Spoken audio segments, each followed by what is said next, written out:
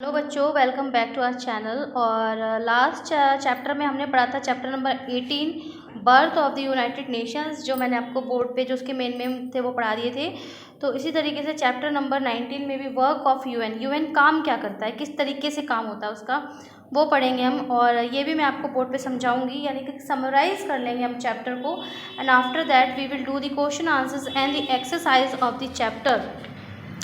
But before moving on, I must request to you that please do consider subscribing my channel and follow my Insta and FB pages. Then you will get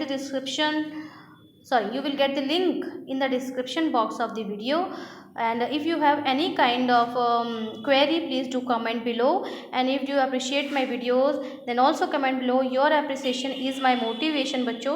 So let's move to the question and let's move to the topic of today. It is work of the UN. ठीक है, यानी कि UN काम कैसे करता है। UN यानी कि संयुक्त राष्ट्र, यानी जो सभी राष्ट्र मिलके एक जगह बैठते हैं, काम को कैसे करते हैं। तो देखिए, मैंने यहाँ पे आपको मेन चीज़ें समझाने की कोशिश की है यहाँ पे इस तरीके से।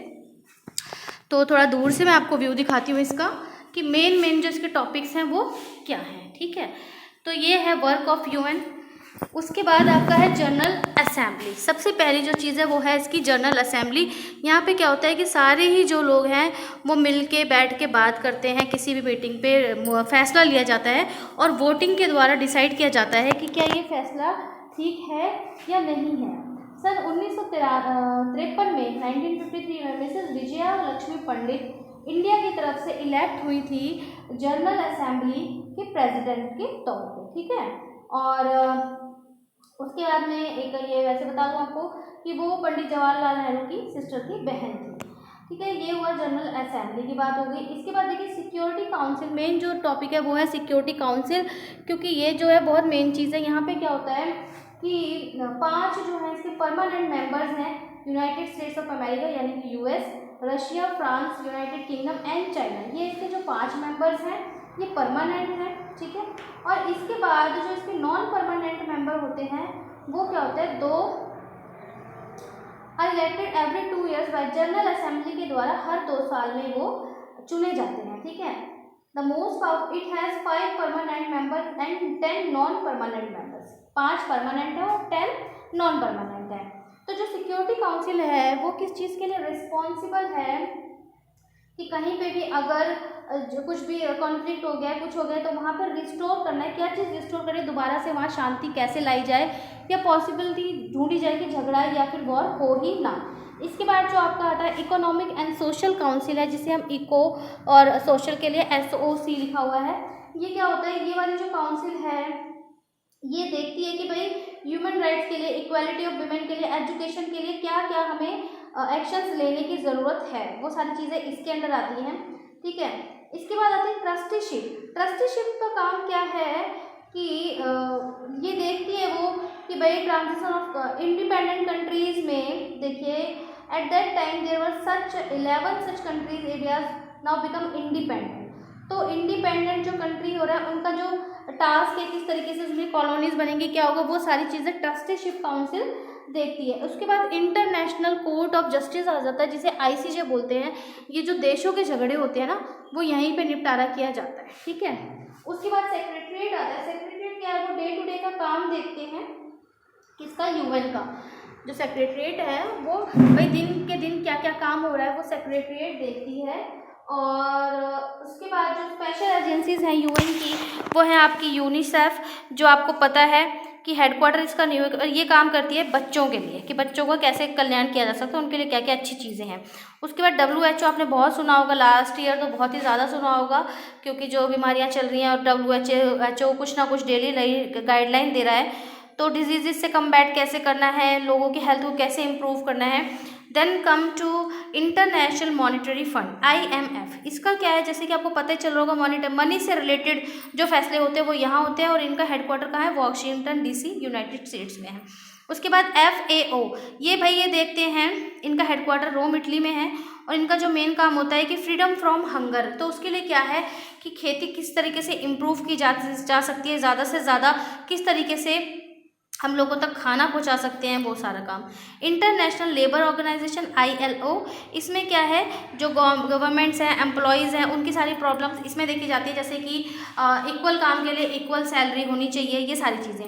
देन उसके बाद है आपका यूनेस्को देखिए 1946 में इस्टेब्लिश किया गया था, और इनका जो मेन एम है वो है एजुकेशन से रिलेटेड, ठीक है।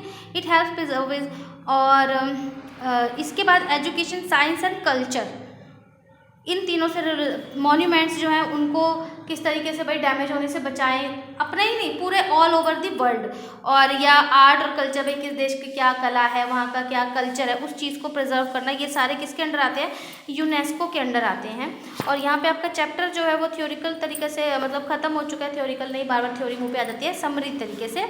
और जब आपको तभी आएगा अच्छे से जब आप अच्छी तरीके से पढ़ लेंगे। यहाँ पे देखिए जनरल सेक्रेटरीज़ की पूरी लिस्ट दी हुई है कि कौन कब से कहाँ तक कब है। अच्छा, ये एंटोनियो गुतेरेस की नाम दिया हुआ है, ठीक है, ओके ओके। अब देखिए हम कर लेते हैं इसकी, let's move to the exercise. There are major organs of the UNO, कितने मेजर ऑर्गेन्स हैं वो आप क्लिक कर लीजिएगा। The organ that has the power to admit new member, ठीक है, ये बताना। द फर्स्ट हेल्ड इन कब हुई थी, अभी अभी हमने पढ़ा है ना, 10 जनवरी 1900, एक सेकेंड रुक जाइए, ये मैंने अभी तो कहीं मार्क किया था, नहीं 46 में। Then there are dash permanent security, कितने हैं, 5 परमानेंट, कितने हैं, 5। फिर ये फिलअप आप कर लेना। इसके बाद क्या है, ये मैंने फिल कर दिया था, ये आपको दिखा देती हूँ। नेम द इंडियन, वो कहे हैं विजय लक्ष्मी पंडित जी हैं।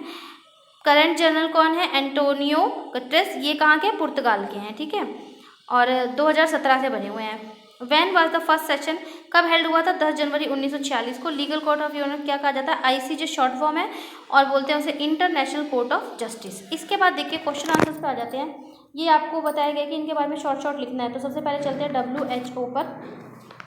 WHO देखिए ये लिखा हुआ, ये आप यहाँ से लेकर यहाँ तक लिखेंगे, this is your point number 1। इसके बाद चलते हैं, दूसरा पूछा गया है आपसे, अच्छा इसके बारे में, ये देखिए, ये आप दूसरा यहाँ से लिख लेना, इकोनॉमिक एंड सोशल के बारे में पूछा गया है, तो आप यहाँ से लिखेंगे इसको,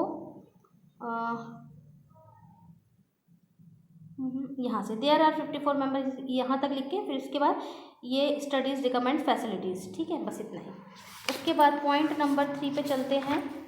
पॉइंट नंबर 3 में आपसे पूछा गया है ये यूनिसेफ के बारे में, तो इसकी एक ही लाइन लिखी हुई है, इट्स हेडक्वार्टर्स इन न्यूयॉर्क, ये से यहाँ तक, ठीक है। Then let's move to the point number 4 ये रहा आपका यूनेस्को में आपको पूरी चीज़ बतानी है, यहाँ से लेकर यहाँ तक। एंड देन 5 पॉइंट नंबर 5, तो इसमें भी आपको मॉनिटरी वाली में भी ये सारी चीज़ें लिखनी है, 3 लाइनें हैं, तीनों लिखनी है।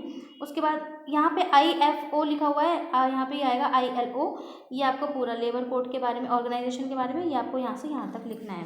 Let's move to the answer number 2।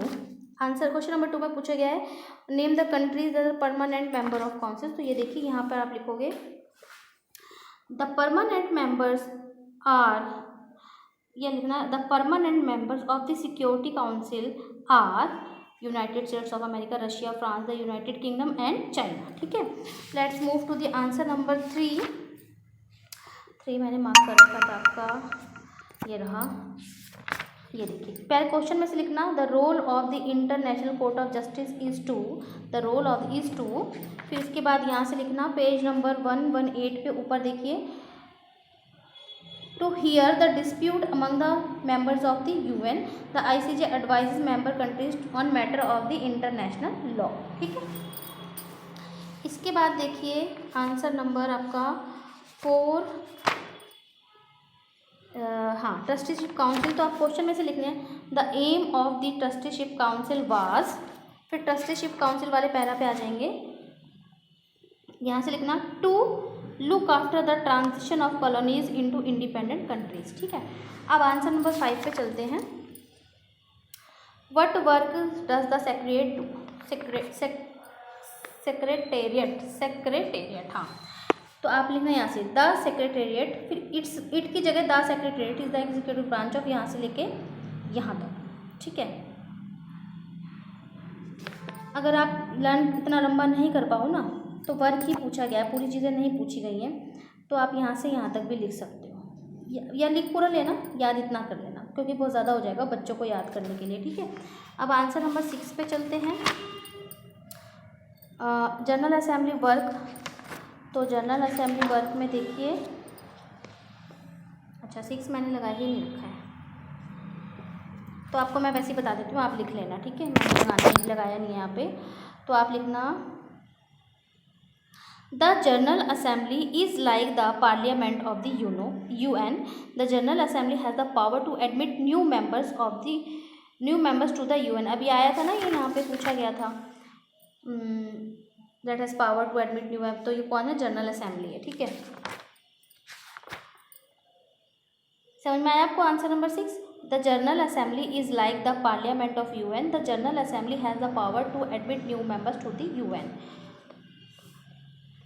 और इसके बाद इसमें आप एक लाइन और लिख सकते हो, पर कोई नहीं, छोटा ही रखो इसे, इट्स ओके, ज़्यादा लार्ज करने की ज़रूरत नहीं है, फिर आगे आने वाले टाइम में और ज़्यादा पढ़ लेंगे, कोई बात नहीं।